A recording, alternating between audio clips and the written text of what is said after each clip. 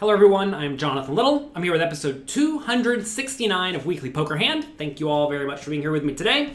Here we have another fun hand from this splashy, but surprisingly nitty, 1-3 game at Stone's Gambling Hall.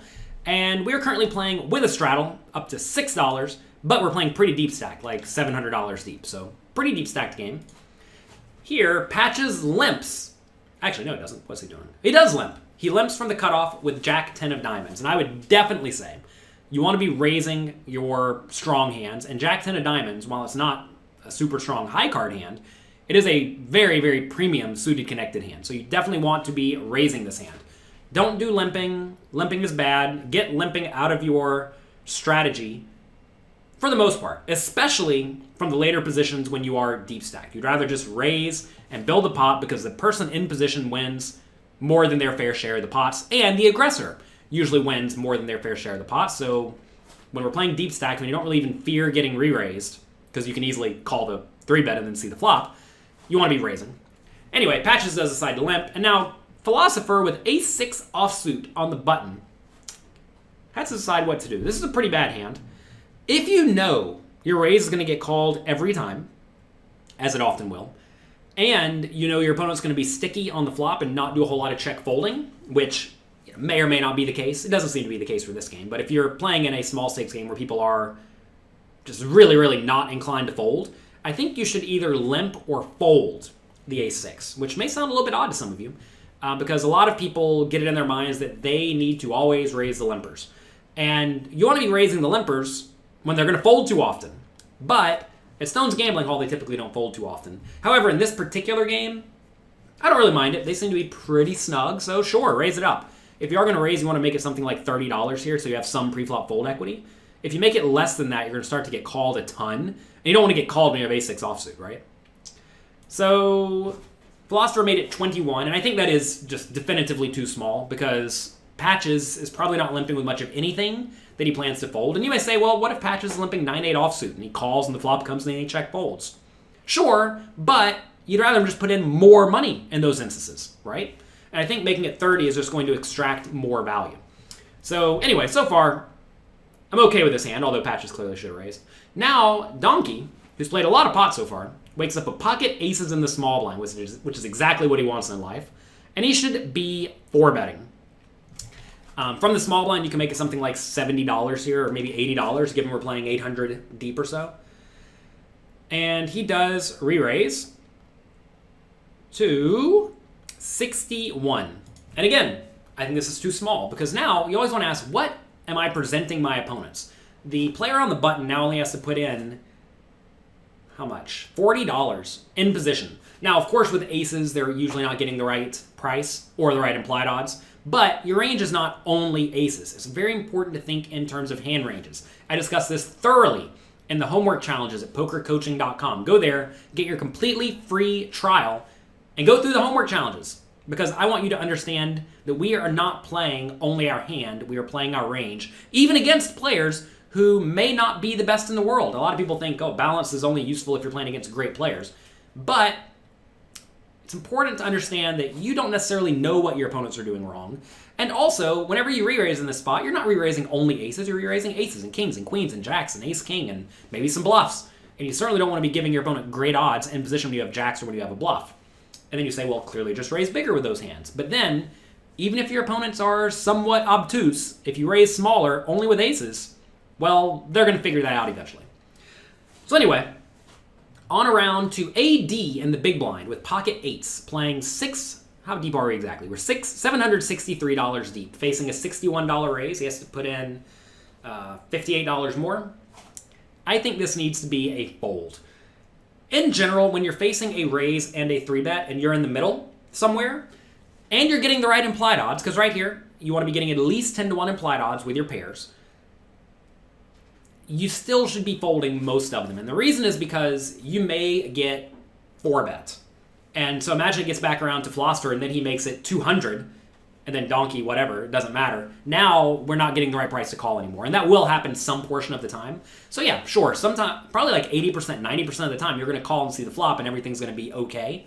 But that 10 or 15 or 20% of the time you get 4-bet, and you just lose all of your equity in the pot, you just lose your full $60, that is a disaster. So you need to sidestep that scenario and just fold. If we somehow knew definitively that Philosopher or Patches are never re-raising here, then we can justify calling with the 8s and lots of the pairs, but you just don't know that's going to happen, right?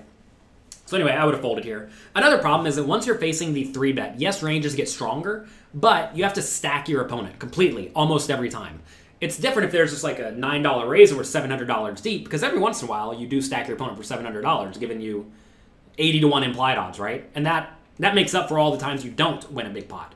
But here, whenever you are getting right at your required 10 or 11 to 1 implied odds, you need to stack your opponent almost every time, and it's hard to stack your opponent almost every time. So anyway, I would have folded the pocket 8s here. And I don't even think it's anything you need to think about. It's just when it goes raise 3-bet in front of you, you just need to fold. You need to be playing really tight. You probably want to be doing a lot of 4-bet bluffing. Whoops. I have a meeting soon. You probably want to be doing some 4-bet bluffing and 4-bet, 4-betting for value, and that's it. I'm really not doing much calling at all. But as you do get deeper and deeper and deeper, like say we're playing 500 big blinds deep, then calling does start to become reasonable because, again, then you actually can get better than your exact required 10 to 1 implied odds. You can get 30 or 40, which makes up for the times you don't get paid.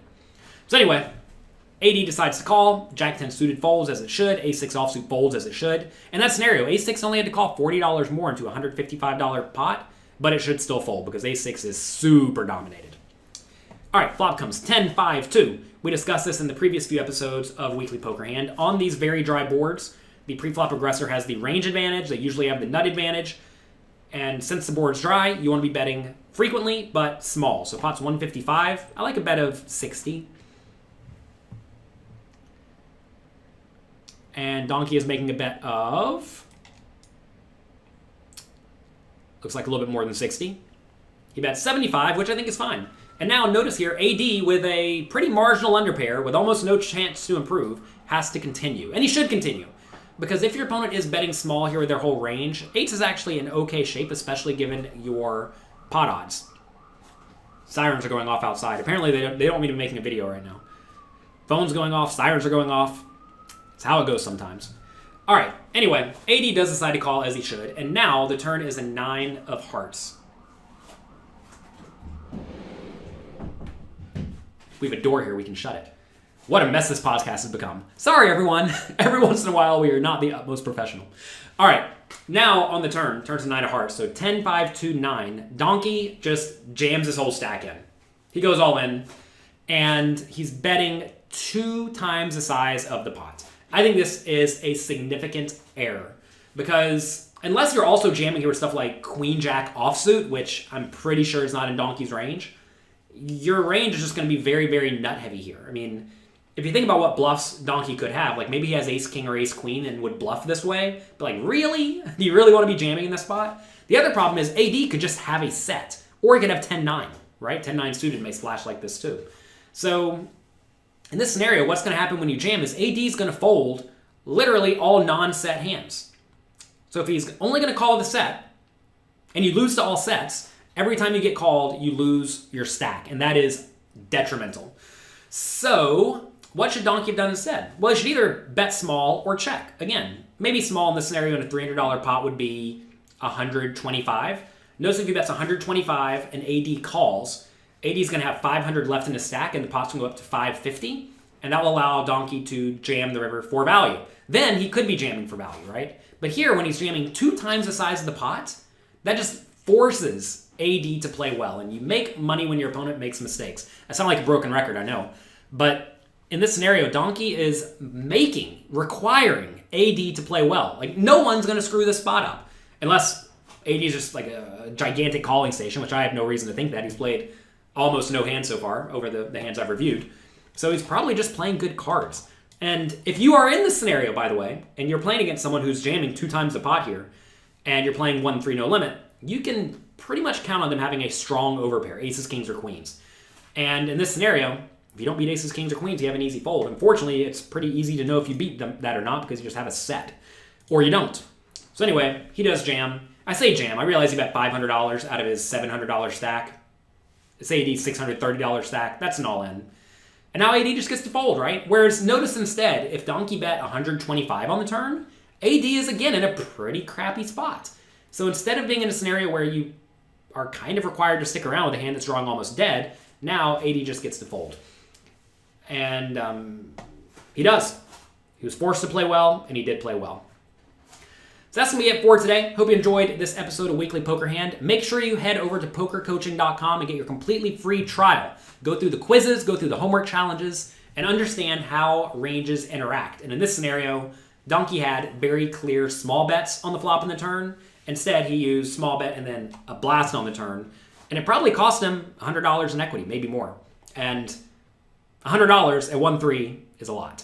So that's going to be it for today. Good luck in your games. Have fun. Be nice to someone. And I will talk to you next week.